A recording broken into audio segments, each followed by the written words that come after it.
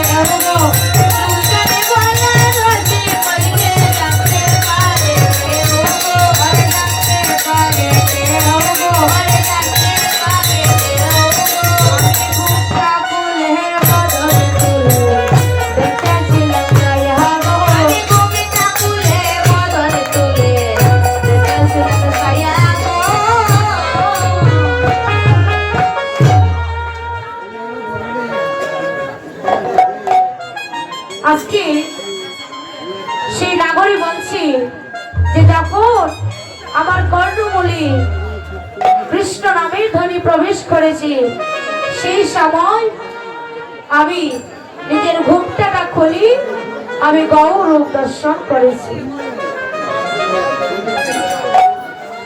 আমি গৌর রূপ দর্শন করেছি। আজ নাগরে বলছি, হরি তুই বল না, তুই কেমন করে গৌর রূপ দর্শন করলি?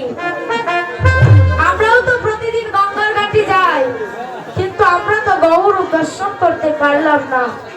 তবে বল, তুই কেমন ভাবে ওই ঈশ্বরদরী গঙ্গার ঘাটে গিয়েছিলি, আর তুই কোন ভাবনি সেই ঈশ্বরদরী গঙ্গার ঘাটে গিয়ে গৌর রূপ দর্শন করেছিলি?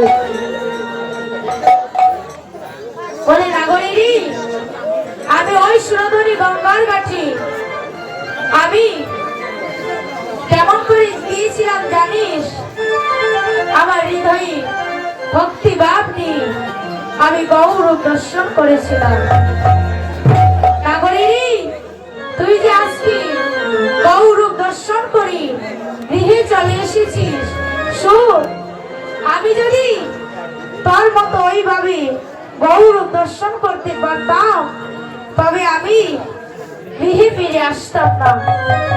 আমি গৌর রূপ দর্শন করি, আমি গৌর চরণে সমর্পণ করে দিয়ে দিতাম। আমার মন প্রাণ আমি সবই দিয়ে দিতাম, আমি গৌর রূপ দর্শন করতাম। আজ নাগরী বলছি, তুই যা বলছিস যে তুই গৌর রূপ দর্শন করি, তুই আজ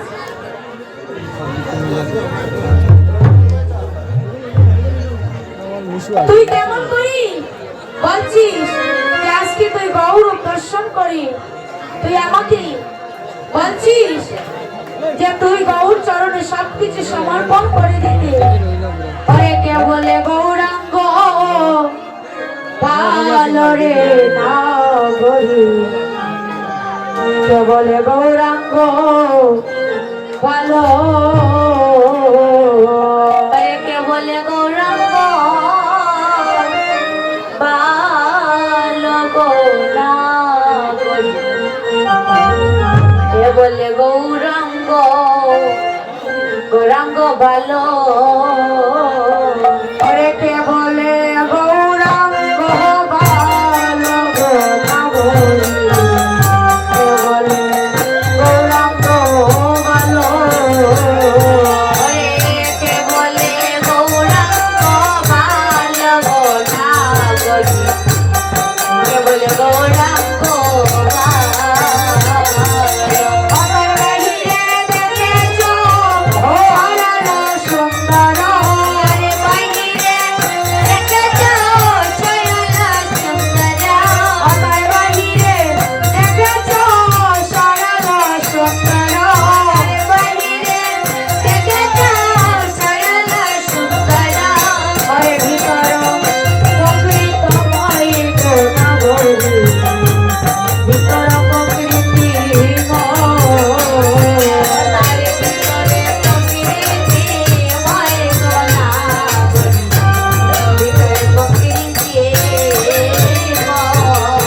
আজ নাগরী বলছি, এই তুই বলছিস গৌরাঙ্গ ভালো নারী, গৌরাঙ্গ ভালো নয়। গৌরাঙ্গ যদি ভালো হতো তাহলে বল, গৌরব দর্শন করে কি, যে গৌরব দর্শন করলাম তখনই কি আমার মান কুলমান সবকিছু চলে যেত? জানিস নাগরী, আমি যখন ওই সুরধরী গঙ্গার কাছে গিয়েছিলাম, তখন আমি গৌরব দর্শন করি, আমার মান কুলমান আমি সবকিছু গৌর চরণে সমর্পণ করে দিয়েছি। আজ নাগরী বলছি, অপর নাগরী বলছে, এই তুই যে বলছিস যে গৌরব, যে গৌরাঙ্গ ভালো নয়, তবে বল, যারা গৌরাঙ্গ বলে কাঁদে তাদের অন্তিমে কি দশা হয়? আজ নাগরী বলছি, হরি, যারা গৌরাঙ্গ বলিয়া সদাই কাঁদে রে ও নাগরী, যারা গৌরাঙ্গ বলিয়া বলিয়া কাঁদে যারা গৌরাঙ্গ বলিয়া কাঁদে গো, যারা গৌরাঙ্গ বলিয়া কাঁদে। অতার অন্তিম সময়ে অরে গৌরাঙ্গ আসিয়া তার অন্তিম সময়া ওরে গৌরাঙ্গ আসিয়া, ওয়া তার অন্তিম সময়ে অরে গৌরাঙ্গ আসিয়া তার অন্তিম সময়ে ওরে গৌরাঙ্গ আসিয়া, ওরে পার করে দে ভব ভব নদী গো, পার করে দে ভব নদী অপার করে দে ভব নদী গণা করি, পার করে দে ভব নদী। অপার করে দে ভব ভব নদী গো, পার করে দে ভব নদী আরে পার করে দে ভব নদী গো, পার করে দে ভব নদী। আজ নাগরী বলছে এই যারা গৌরাঙ্গ বলে কাঁদি তাদের অন্তিম সময়ে জানিস কি হয়? তার অন্তিম সময়ে গৌরাঙ্গ আসিয়া তার ভবনদী পার করে দেয়। আর জানিস আমি কি দেখলাম?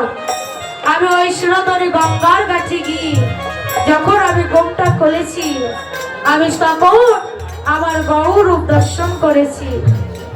জানিস ওসে যে সচির প্রহর গৌরাঙ্গ সুন্দর হরিরাম আপির প্রেমে।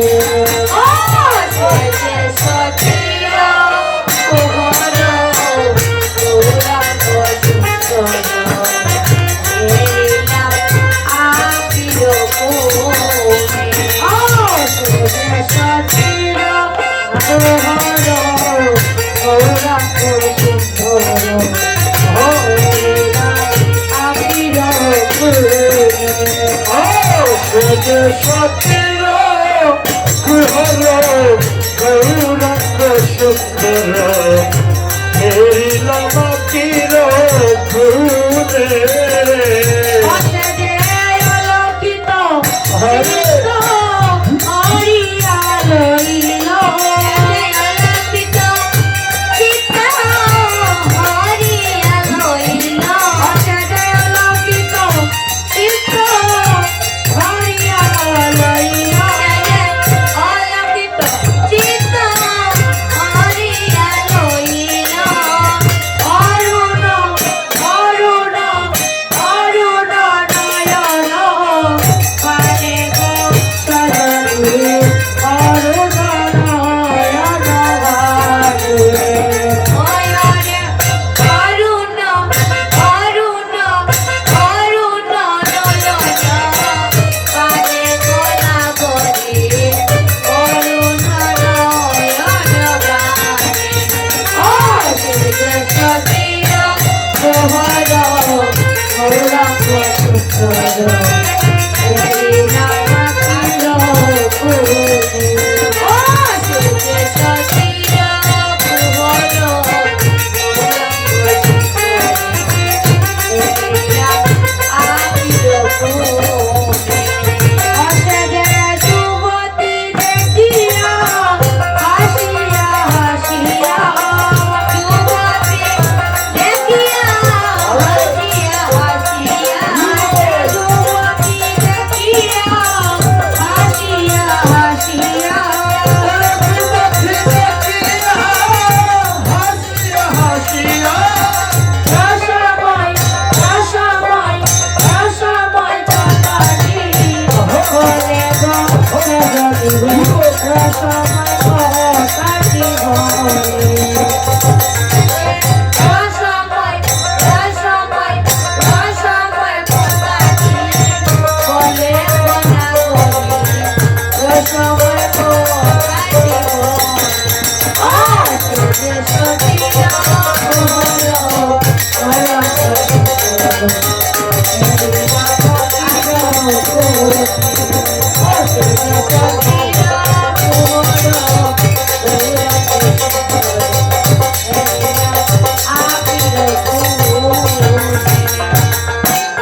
আজ নাগরী বলছি যে সে যুবতী দেখিয়া হাসিয়া হাসিয়া রসময় কথা চিকর। তাহলে যুবতীকে ভগবান বলেছে প্রত্যেকটি মানুষের জন্মের পরে আমি প্রত্যেকটি মানুষের দেহে একটা যৌবন শক্তি দেই। আর সেই যৌবন শক্তি যে মানুষ, যে নারী হোক বা পুরুষই হোক, যে যেন ধরে রাখতে পারি, সেই হচ্ছে আমার কাছে যুবতী। আর আমার মহাপ্রভু সর্বদা নারীদের চরম তলে তাকিয়ে তিনি কথা বলতেন। আজ নবদ্বীপের নাগরী বলছি যে আমি সুরধনী গঙ্গার ঘাটি যখন গিয়েছিলাম, তখন গৌর হরি গুনগুন সুরি আমার কর্ণমূলে কৃষ্ণ নাম শ্রবণ করে দিয়েছি। সুধীজন, আমি আপনাদের এই অবিশ্বাস লীলা হয়তোবা মনের মতো করে গাইতে পারছি না, সেই জন্যই অনেক ভক্তরা চলে যাচ্ছে। তবে আমি তাতে কোনো কষ্ট পাই না। আমি তেমন ব্যাখ্যা কারণ নয়। যদি ভক্তগণ চলে যান, আমার একজনই তো আছে, সে হচ্ছে আমার মহাপ্রভু। সে তো চলে যাবে না। শোনেন মা, যারা কৃষ্ণ প্রেমে যারা বিভোর থাকে, তাদের ধামাইলের আশা তারা কীর্তনে আসে না। তারা আসি এই রস আস্বাদন করার জন্য। আর এই রস আস্বাদন সেই করতে পারে যে হচ্ছে মরমী ভক্ত। মরমী ভক্ত ছাড়া এই রস আস্বাদন করা যায় না। আর সেই জন্যই আপনারা জ্ঞানী জন, গুণী জন, আমার অপরাধ ক্ষমা করবেন। দেখে আমি যখন পরশুদিন অন্ত্যহরি অখানি কীর্তন করেছি, আমি রাত 4টা পর্যন্ত অনেক ভক্ত পেয়েছি। তবে এখানের মতো আমি এত কম ভক্ত পাইনি। এখানে অনেক ভক্ত হয়েছে, আনন্দ হয়েছে। কিন্তু জানি না মহাপ্রভু কখন কাকে কৃপা করে। উনি ছাড়া তো আমরা বলার মতো শক্তি নেই। আর উনি যদি না বলা, তাহলে আমার বলার মতো আর আপনাদের শ্রবণ করার মতো শক্তি থাকবে না। যা করে হরি চিনতে, হরি করে তার চিনতে। আজকে আপনি মনে মনে ভাবছেন যে আমি এখন যদি কীর্তনে থাকি, তাহলে কালকে আমি ডিউটিতে যেতে পারবো না, কালকে আমি আমার নিজের কাজে যেতে পারবো না। এর একটা বাস্তব প্রমাণ মা। কাশী নামে একজন ছেলে ছিল। তার মা যখন তার স্বামী মারা গিয়েছে, তার মা ছোটবেলা থেকে তাকে অনেক কষ্ট করে মানুষ করেছে। আর যখন মানুষ করেছে, সেই ছেলেকে মানুষ করার পরে ছেলে একদিন বড় একটা চাকরি পেয়েছে। আমাদের বাংলাদেশে ছুটির দিন হচ্ছে শুক্রবার, আর ভারতে হচ্ছে ছুটির দিন হচ্ছে রবিবার। আর সেই রবিবারই ছুটির দিনে সেই ছেলেটি তার বন্ধু বান্ধবের সঙ্গে সে একদিন সাধু সঙ্গ করতে গিয়েছে। আর যখন সাধু সঙ্গ করতে গিয়েছে, সে ওখানে 2টি কথা জানতে পেরেছে। 2টি কথা কি? এক নম্বরে, যে সন্তান মায়ের চরণে ভক্তি করে কোথাও যায়, সেই সন্তানের অবশ্যই সেই কাজে সফল হয়। আর 2 নম্বরে হচ্ছে, যে সন্তান, যে ভক্ত প্রতিদিন সকালবেলা কোনো কাজে যাবার আগে এখন তাই গীতা পাঠ করে, তাহলে তার সেই কার্য সফল হয়। তাই বল হরি বল। এখন সেই ছেলে এই কথাটা শ্রবণ করে বাবা, সে তার হৃদয়ের মধ্যে কেটে এনেছে। সে যখন পরের দিন কাজে যাবে, সেই সময় কি করেছে, সে পরের দিন স্নান করে সকালবেলা ঠাকুর ঘরে বসে গীতা পাঠ করছে। আর গীতা পাঠ করতে করতে বাবা এমন ভাবে বিভোর হয়েছে, সে তার ইহজগতের কোনো কথা তার মনে নেই। সে শুধু নয়ন তারায় কাঁদছে আর বলছে, গোবিন্দ, আমার তো সারাটি জীবন চলে গেল, আমি কখনো তোমার নাম করিনি। প্রভু, এবার যখন তুমি আমার সময় দিয়েছো, ও প্রভু, আমি জানি না মৃত্যুর আগ পর্যন্ত আমি তোমার নাম করতে পারবো কিনা। এইভাবে নয়ন জলে কাঁদছি আর বুক ভাসিয়ে যাচ্ছে। আর যখন তার অফিসের সময় এসে গিয়েছে, বেলা 9টা যাবার কথা, 9:30 বেজে গিয়েছে। তার মা এসে তাকে ডাকছে, অরি বাবা, তোর কি হয়েছে? তুই এমন ভাবে কাঁদছিস। ছেলে শুনছে না। ছেলে যখন শুনছে না, এমন সময় ছেলেকে ধাক্কা দিচ্ছে, অরি অরি বাবা, বেলা যে 9:30 হয়ে গিয়েছে, তুই অফিসে যাবে না? তুই শীঘ্রই চল। আর সেই ছেলে এমন ভাবে কৃষ্ণ প্রেমে বিভোর হয়েছে, তার কোনো কিছুর প্রতিবন্ধ। মা বারান্দায় দাঁড়িয়ে কাঁদছি যে আমার ছেলেকে আমি এত কষ্ট করে এত বড় চাকরি দিলাম, কিন্তু আমার ছেলের আজকে না জানি কি হয়েছে। সে যে গীতা পাঠ করতে গেল, সে তো তার চাকরির কথা ভুলে গিয়েছে। আর যখন বেলা 10টা বেজে গিয়েছে, সেই ছেলে ছুটে এসে দেখছে মা বারান্দায় বসে কাঁদছে। আজ মাকে বলছে, মা, তোমার নয়নে যাও, তুমি কাঁদছো কেন? বলে, বাবা, আমি তোকে কত কষ্ট করে মানুষ করেছি। মানুষ করার পরে আমি মানুষের হাত ধরে পায়ে ধরে আমি তোকে এত বড় চাকরি দিয়েছি, আর তুই নাকি ওই ঠাকুর ঘরে বসি তুই আজ সবকিছু ভুলে গিয়েছিস। বল বাবা, তোর কি হয়েছে? বলে, মা, কালকে আমি কীর্তনে গিয়ে দুটি কথা আমি শ্রবণ করেছি। সেটি কি? 1 নম্বরে, যে সন্তান মায়ের চরণে ভক্তি করে কোথাও যায়, তাহলে সেই সন্তানের কোনো অমঙ্গল হয় না। আর 2 নম্বরে